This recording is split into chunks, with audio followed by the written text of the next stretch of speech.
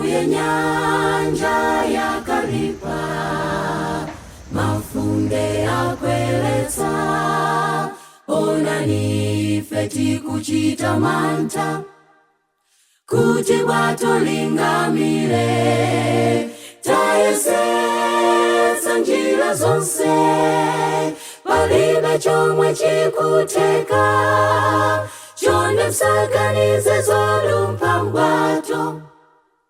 musamale mungamire, yendanibe mungalawa, nkana mafunde yangakweletse, kalanibe mungalawa, nkana namondwe yangakalipe, silizayenda mtambasale pa ulendo, tingokhulupila Yesu, yendanibe mungalawa, nkana mafunde yangakweletse,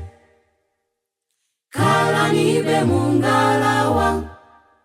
nkana namondwe yangakalipe, silizayenda mtambasale pa ulendo, tingokhulupila Yesu. Kodi mbale wakumudwa, ndizo chitika za mdziko, pena angakale opembedza nawo, akuipitsa dzina lako, ndimiseche ndikaduka, zikukubwezeretsa mbuyo, koma dziwa pomwe iwe wafoka, mwana wa Mulungu angadze, yendanibe mungalawa, nkana mafunde yangakweletse, kalanibe mungalawa, nkana namondwe yangakalipe,